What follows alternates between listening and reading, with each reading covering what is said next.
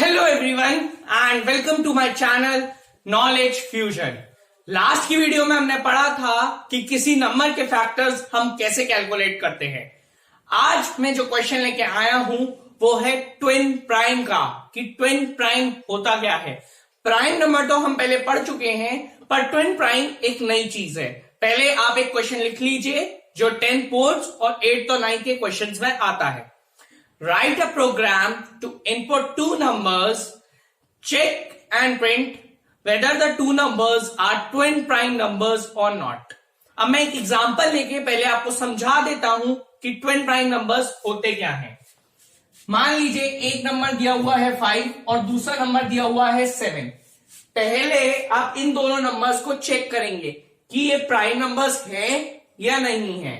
अगर ये दोनों कंफर्म प्राइम नंबर्स हो जाते हैं, फिर हम चेक करेंगे कि इन दोनों के बीच का डिफरेंस 2 है या नहीं है। चाहे आप 5 को 7 में से सब्ट्रैक्ट करें या 7 को 5 में से सब्ट्रैक्ट करें, दोनों किसी में से भी सब्ट्रैक्ट करें। अगर किसी भी एक का आंसर 2 आ गया तो इसका मतलब ये ट्विन प्राइम नंबर है। अब इसकी वर्किंग मैं आपको जावा में दिखाता हूं कि कैसे की जाती है।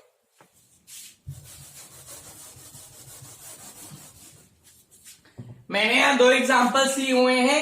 हमेशा इसके एग्जांपल्स पेयर्स में मिलते हैं, जैसे 17 और 19 ट्विन प्राइम है, 5 और 7 ट्विन प्राइम है।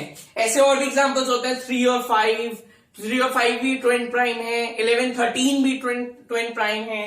तो ऐसे बहुत से एग्जांपल्स होते हैं। तो मैं इसकी वर्किंग आपको 5 और 7 के एग्जांपल से करके दिखाऊंगा। ठीक है, सबसे पहले मैंने आपको जावा में बताया कि हमेशा आप स्टार्टिंग क्लास से करेंगे।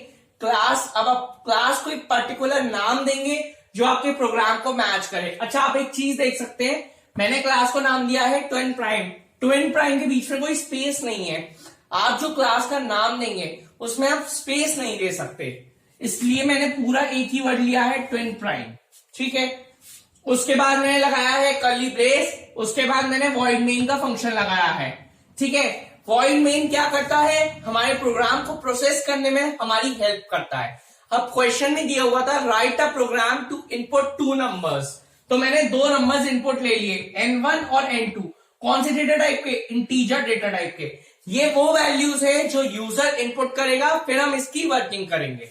ठीक है, उसके बाद मैंने कर्ली ब्रेस लगा दिया। यहां तक आपका स्टेप 1 जो कि है सिंटेक्स पार्ट, वो कंप्लीट हो गया है। अब जो आपका सेकेंड पार्ट होता है दैट इज दी, कि आपको वो वेरिएबल्स लेने होते हैं जो इस प्रोग्राम को सॉल्व करने में आपकी हेल्प करें। तो मैंने यहाँ पे 3 वेरिएबल्स लिए हैं, i, c1, c2। i मैंने लिया है लूप चलाने के लिए, c1 मैंने लिया है counter, as a counter use करने के लिए। जैसे कि ट्विन प्राइम की कंडीशन होती है, जैसे 5 है तो 5 को मैं कैसे पता करूंगा कि प्राइम नंबर है या नहीं है। अगर इसके सिर्फ 2 ही फैक्टर्स आते हैं, या तो ये सिर्फ खुद से डिवाइड हो या 1 से डिवाइड हो, वही प्राइम नंबर होता है। तो हमें बेसिकली इसके फैक्टर्स काउंट करने होते हैं। तो मैंने C1 लिया है फर्स्ट प्राइम नंबर के फैक्टर्स काउंट करने के लिए, और C2 लिया है सेकेंड प्राइम नंबर के फैक्टर्स काउंट करने के लिए। अब चेक करते हैं, अब देखते हैं। मैंने मान लीजिए n1 में यूजर ने वैल्यू इनपुट की है 5 और n2 में यूजर ने वैल्यू इनपुट की है 7। ठीक है, या मैं यहां लिख दे रहा हूं। ठीक है, मैं यहां लिख देता हूं n1 इक्वल्स टू 5 और n2 इक्वल्स टू 7।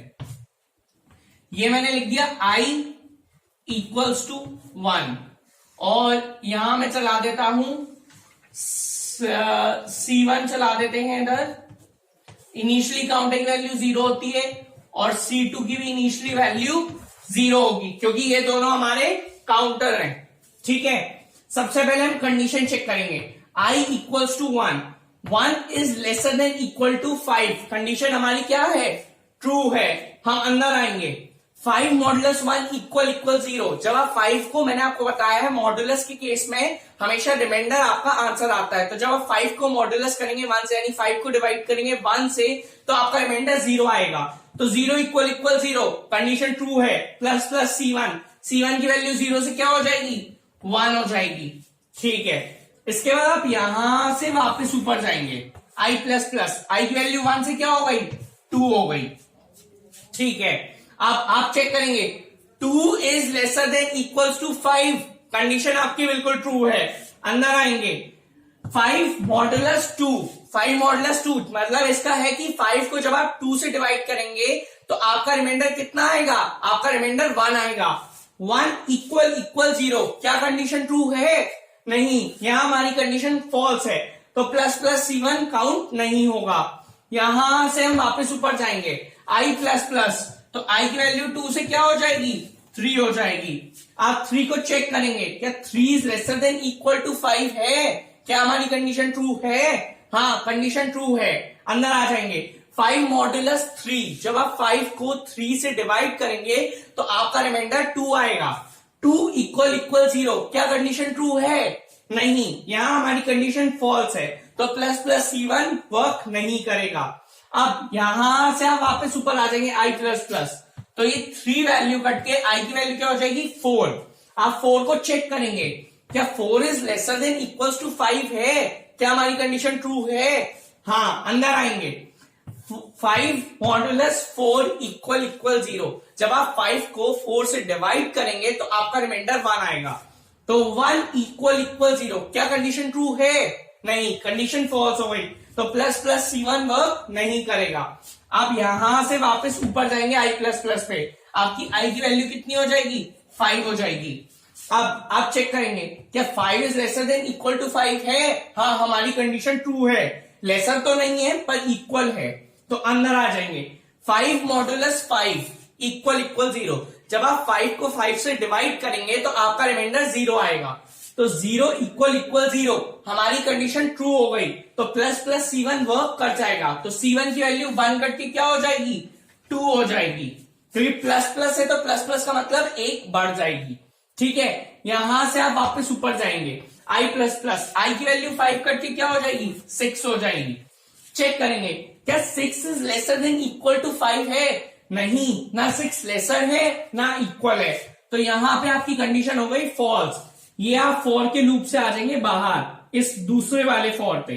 ये प्रोसेसिंग इतनी जो थी ये फर्स्ट नंबर के लिए थी, सेम इसी मेथड से आप सेकेंड नंबर की प्रोसेसिंग करेंगे, वो मैं आपको करके दिखाऊंगा। अब यहां तक आपका फर्स्ट नंबर का पूरा प्रोसेस हो चुका है। अब यहां पे देखिए, इस 4 में i की वैल्यू 1 है, तो यानी कि ये 6 कट के ऑटोमेटिक 1 हो जाएगा, या मैं इसको काट के यहां लिख देता हूं, ये 6 कट के ऑटोमेटिक 1 से फिर से शुरू हो जाएगा, तो ये अभी ही कर देते हैं, अब ये किसी काम का नहीं रह गया। ठीक है, तो अब i की वैल्यू फिर से 1 से स्टार्ट हो जाएगी, और C2 को हम लिख लेते हैं नीचे। C2, अब हम C2 की वर्किंग सेकेंड नंबर के लिए सॉल्व कर रहे हैं, तो C2 को चेक करेंगे। आप C2 इक्वल्स टू 0 लिख लिया है मैंने।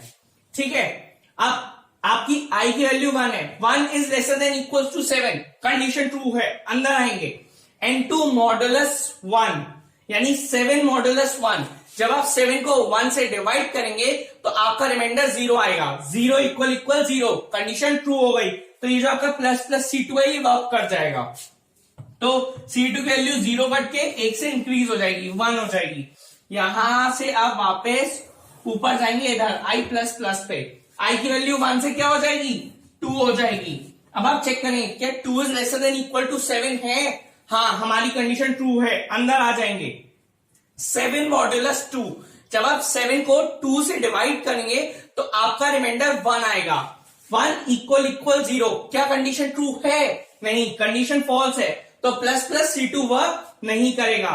अब यहां से वापस ऊपर आएंगे i प्लस प्लस, आई की वैल्यू 2 कट के कितनी हो जाएगी, 3 हो जाएगी। आप चेक करेंगे, क्या 3 is lesser than equal to 7 है, हाँ कंडीशन ट्रू है। अंदर आएंगे 7 मॉडुलस 3, जब आप 7 को 3 से डिवाइड करेंगे तो आपका रिमाइंडर 1 आएगा, तो क्या 1 इक्वल इक्वल 0 है, नहीं, यहां हमारी कंडीशन हो गई फॉल्स, तो प्लस प्लस C2 वर्क नहीं करेगा। यहां से आप वापस ऊपर आएंगे i प्लस प्लस, आई की वैल्यू 3 कट के कितनी हो जाएगी, 4 हो जाएगी। अब यहां पे आप चेक करेंगे, क्या 4 is lesser than equal to 7 है, हाँ हमारी कंडीशन ट्रू है।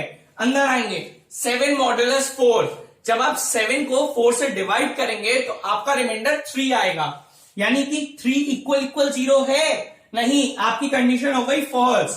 तो प्लस प्लस C2 वर्क नहीं करेगा। यहां से आप वापस ऊपर जाएंगे I प्लस प्लस, आई की वैल्यू 4 कट के 5 हो जाएगी। ठीक है, अब चेक करेंगे 5 is lesser than equal to 7 है, हाँ हमारी कंडीशन ट्रू है। अंदर आएंगे 7 मॉडुलस 5, जब आप 7 को 5 से डिवाइड करेंगे तो आपका रिमाइंडर कितना आएगा, 2 आएगा। तो क्या 2 इक्वल इक्वल 0 है नहीं, हमारी कंडीशन फॉल्स है। तो प्लस प्लस C2 वर्क नहीं करेगा। आपकी आई की, आप वापस यहां से इधर आएंगे, आई की वैल्यू 1 से फिर से इंक्रीज हो जाएगी, तो ये 5 कट के 6 हो जाएगा।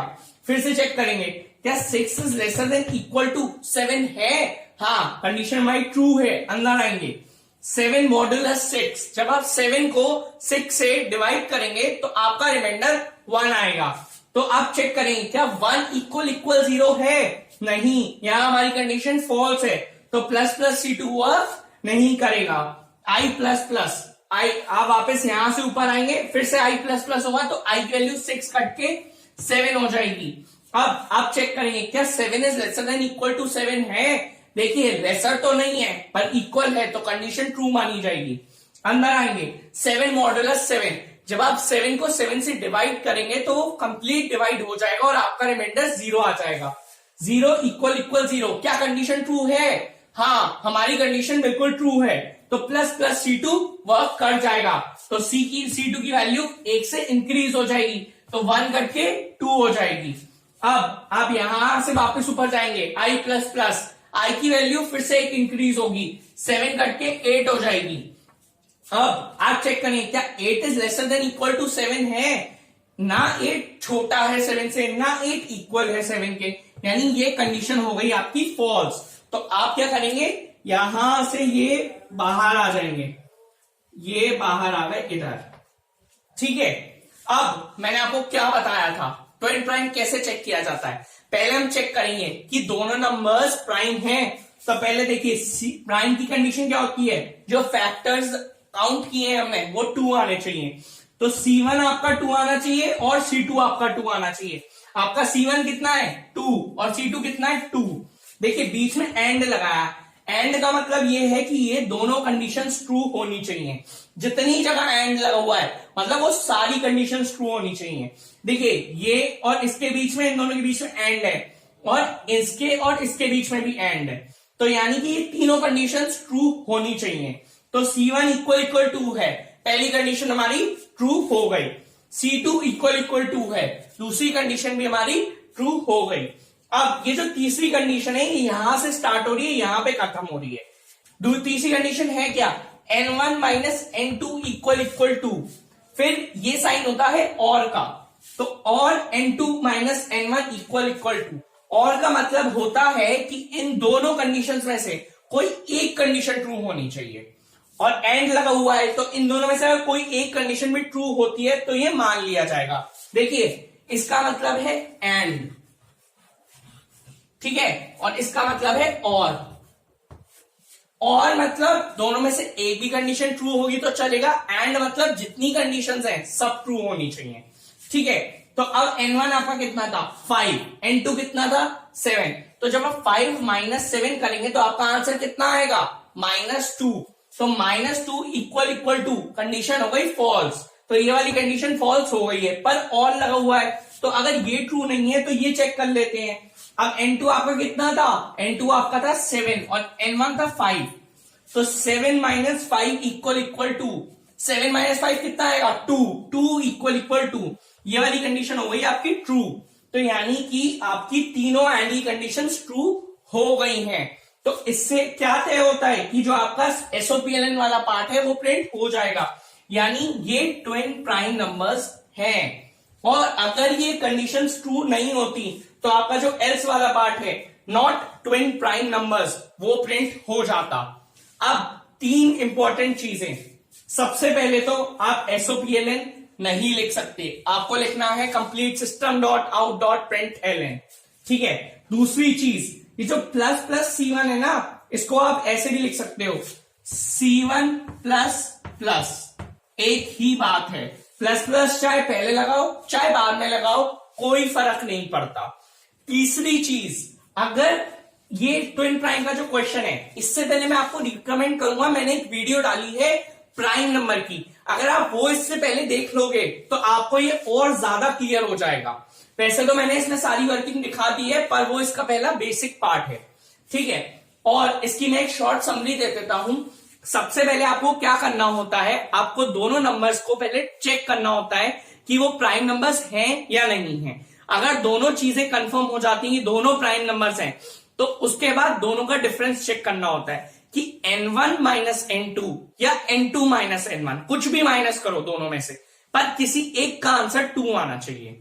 जब एक का 2 आ रहा है तो दूसरे का -2 आएगा ही, हमें -2 का कुछ नहीं करना होता। दोनों को माइनस करने पर अगर किसी एक का भी आंसर 2 आ रहा है तो इसका मतलब ये है कि वो ट्विन प्राइम नंबर्स हैं। तो आई होप, मुझे ये लगता है कि आपको ये वीडियो बिल्कुल क्लियर हो गया होगा। अगर आपको ये वीडियो पसंद आई हो तो इसे लाइक करें, शेयर करें और सब्सक्राइब करना ना भूलें। और अगर किसी भी क्वेश्चन में कोई भी डाउट है तो मेरा कॉन्टैक्ट नंबर और मेरी मेल आईडी डिस्क्रिप्शन बॉक्स में प्रेजेंट है, आप मुझे कॉन्टैक्ट कर सकते हैं। Have a good day.